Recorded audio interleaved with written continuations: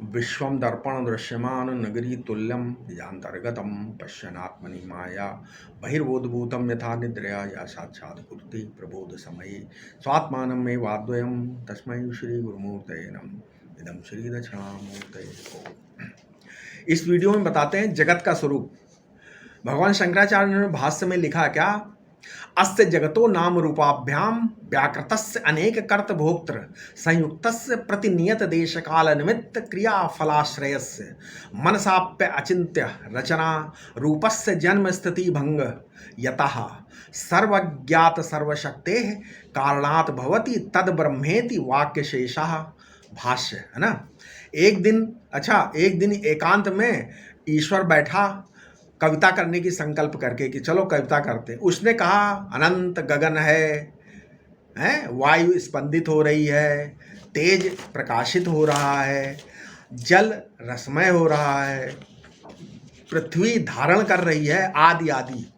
तो जो जो भाव आया, जो जो शब्द आया उनके मुख में निकला, वही क्या है, बनता चला गया। पूरी सृष्टि ही ईश्वर की कविता बन गई। वेद कहता है, अथर्ववेद क्या कहता है, पश्च देवस्य काव्यम न मामार न जीर्यति, है ना। अथर्ववेद शौनक में है 10:8-32।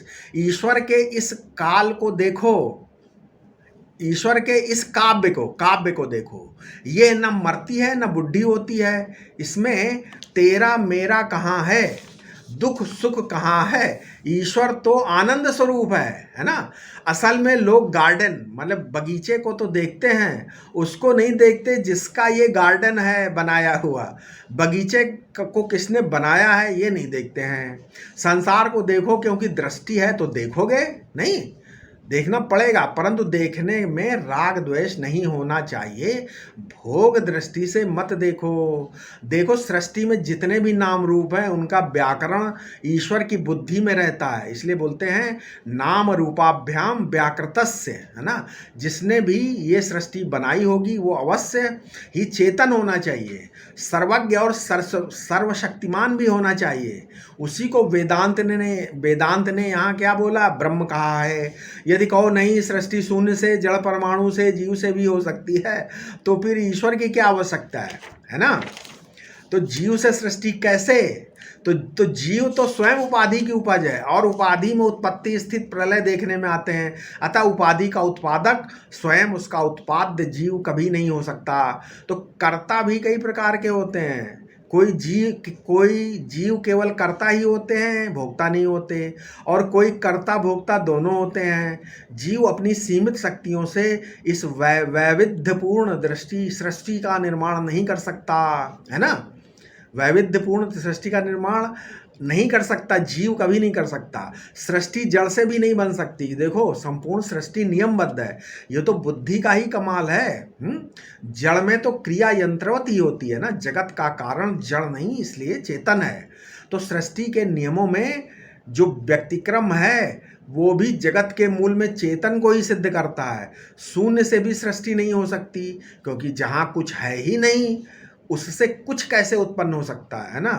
अच्छा, वेदांत की रीति क्या है समझने की।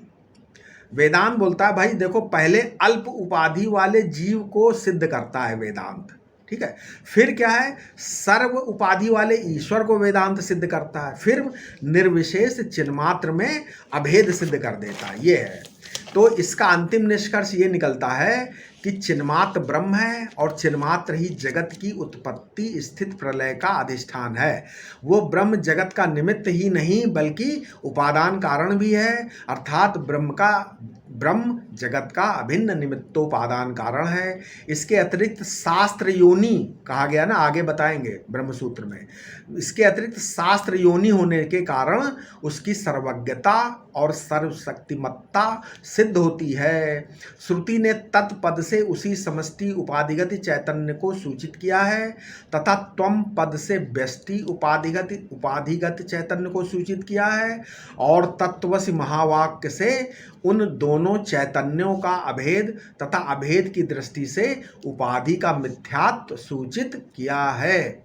जगत के संबंध में चार बातें हैं। पहला, नाम रूप में जगत है। दूसरा, अनेक कर्ता भोक्ता से संयुक्त। तीसरा क्या है, देश काल निमित्त क्रिया और फल का आश्रय। चौथा, मन से भी अचिंत, है ना।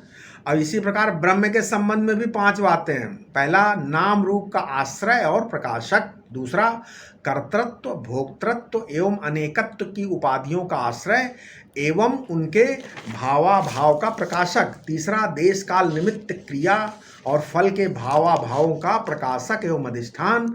चौथा, मन से भी अनित्य, मन से भी अचिंत आश्चर्यमय जगत के अत्यंताभाव का प्रकाशक एवं अधिष्ठान। पांचवा, जगत के किसी भी स्फुरणा भाव से अबाधित, सजाति विजाति स्वगत भेद से रहित, प्रत्येक चैतन्य से अभिन्न, अपरिच्छिन्न, सत्यम ज्ञानम अनंतम ब्रह्म। ठीक है।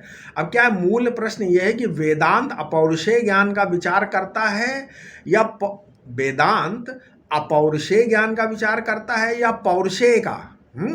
जो ज्ञान एक जीव का है, जो किसी जीव को जागृत, स्वप्न या सुसुप्ति में अनुभव में आता है, यही कौन सा ज्ञान है? ये ज्ञान को बोलते हैं पौरुषेय ज्ञान।